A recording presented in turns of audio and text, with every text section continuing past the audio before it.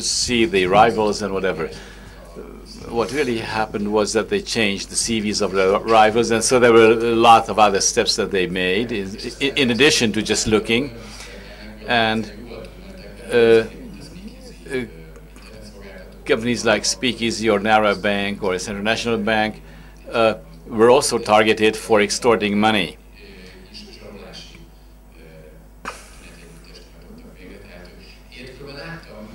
I've seen cases like this. We represented the Hungarian Financial Institute, and the Russians tried very softly. They sent an email that they said, we like Hungarian banks, looked at your pages, and we found a few security issues with them. If you pay us $100,000, we'll tell you what these issues are. Obviously, pay in advance. So you couldn't know whether they were meaning it or not. They were actually dealing in this. They were having a business on this, so they may have been totally right about what they said. What the FBI did was a sting operation. They gave job offers to these people, and also gave them the task to crack a system. Their own system was somebody else's, and then this was followed by an interview.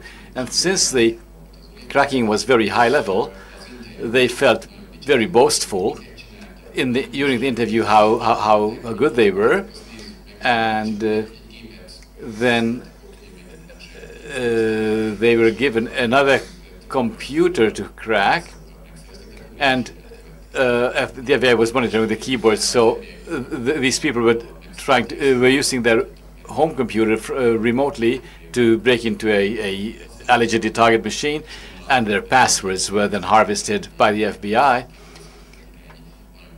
And the FBI downloaded from their home computers 2.7 gigabytes of data. And why is this important? This whole area is very international, and the Russian authorities became a bit nervous about the FBI doing this sting operation. And they were partly right, because the G8 Treaty from 1997 clearly states that in cases like this,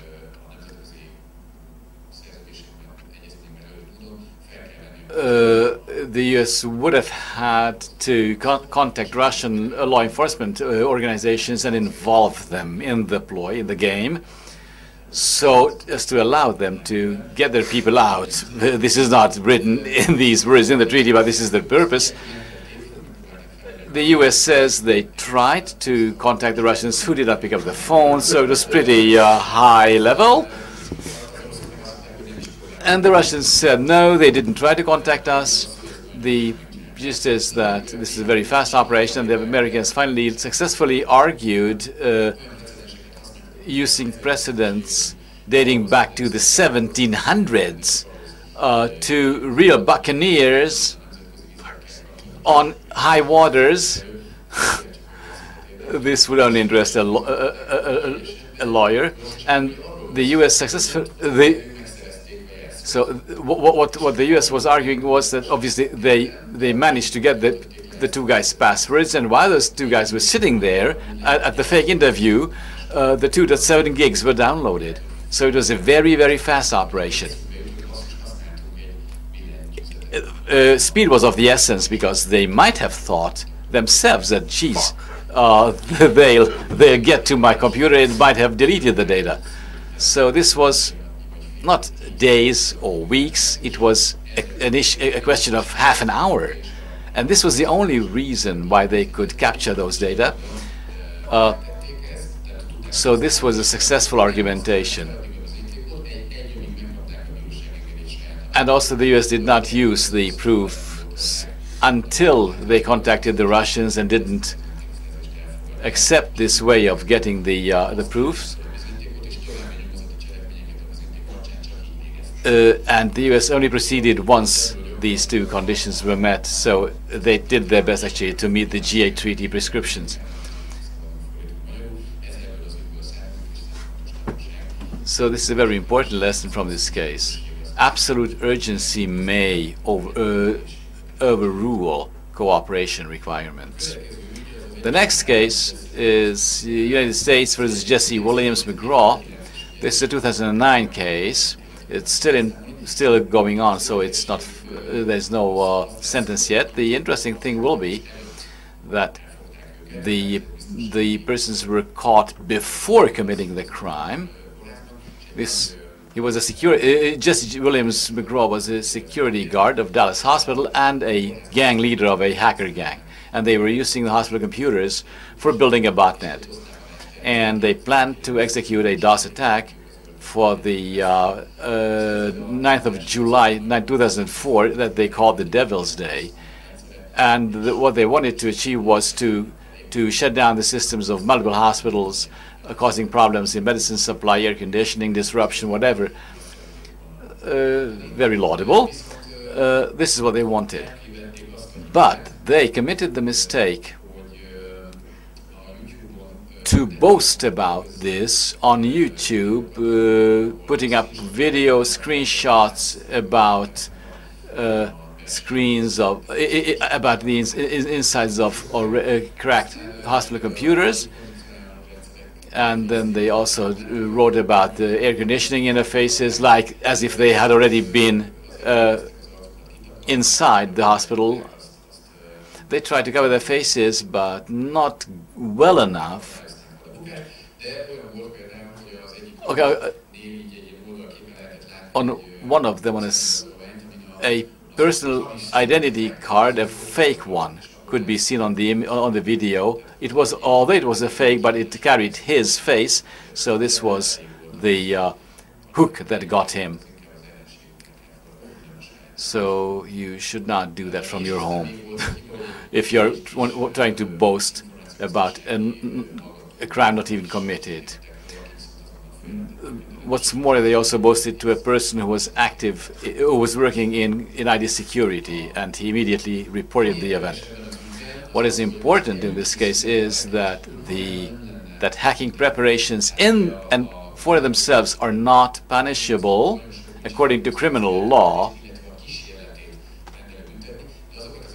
So if they commit it, it's punishable. If you prepare to commit a crime, for instance, if you bought a computer to do hacking, it's not punishable, even if you wanted to get into a foreign system. But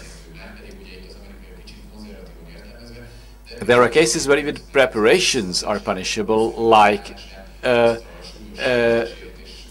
preparation for actions disabling hospital operation, air conditioning systems, etc. These cases are punishable even if they were only preparations, and liable and subject to up to 20 years in prison. Another case is terrorism. There are very few such things that for which even the preparation for it is punishable, but these are. This is why these people could be jailed in a very early phase before the attack was executed. The last one I want to talk about is the hacker crawl case. This was a pretty famous case. This person actually was doing white hat hacking, and out of the goodness of his heart, he actually cracked Obama's and Britney Spears' websites, changed their profiles, downloaded the Twitter's company strategy. When you enter your Twitter account, you suddenly realize you have 2 pets. You only had 1 yesterday, the last time you checked. So this is what this person did, and additionally, he also got access into Twitter's company system and downloaded strategy data. The method was interesting. He is not a really well-trained hacker, but very shrewd. He used, for instance, he collected everything about Obama and Britney Spears, all existing that he could lay his hands on, collecting their pets' names, family members' names, all birth dates he could collect. and he handled them. It managed them in an aggregated database, using these data to try to guess the passwords. Many people use the same username password for all the things that he needs it for. He doesn't. People don't want to remember 20 or 100 passwords and whatever. So if you crack a person's iTunes account, you can reasonably hope that the same username password will be good for other accounts of that person. He also used the fact that there are control questions for forgotten passwords. If you forget your password, you send an email requesting password resend. Then they ask what's your pet name or whatever you agreed on with them, and he knew all the words, all the names, all the pets, and birthdays and whatever. So he used all these data. He wasn't technically well prepared, but we did had a pretty professional database, and he tried a lot, and he tried his hands on multiple celebrities, not only Britney Spears. Legally, however, defense said that this was a harmless action by a nice pirate. He called himself actually a nice pirate, a likable one too. He even blogged about to provide help. Don't take notes here because all the presentations are on my Facebook wall, so you can download them. I'll check you back for you to be able to do so. So this was the typical white hat hacker defense. He also wrote a tearful letter to Twitter. It's simply beautiful, or they wrote it in French, excuse my English. Yeah, you can read. I published on Twitter. I believe this company will be going to places and make money by that. Security is a topic that has interested me for many years, and I want to turn my hobby into a career.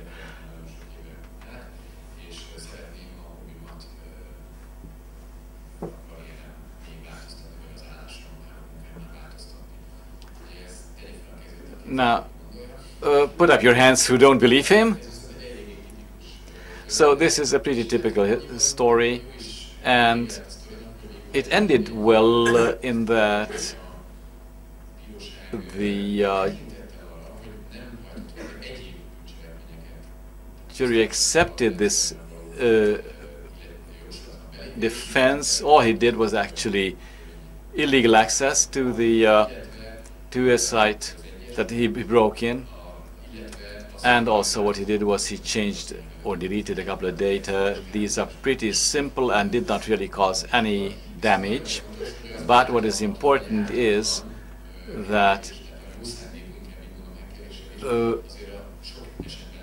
even white hat hacking may go against local legislation, and then you may be subject to some nasty surprises, plus damages if applicable.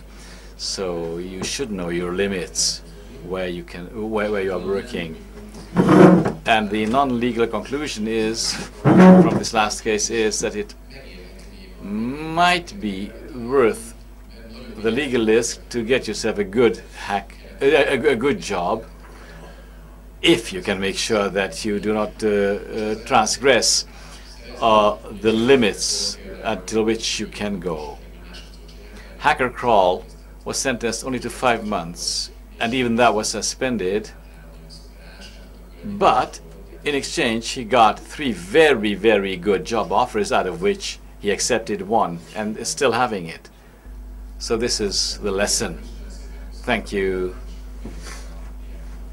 And slides are on my Facebook wall. Enjoy your meal.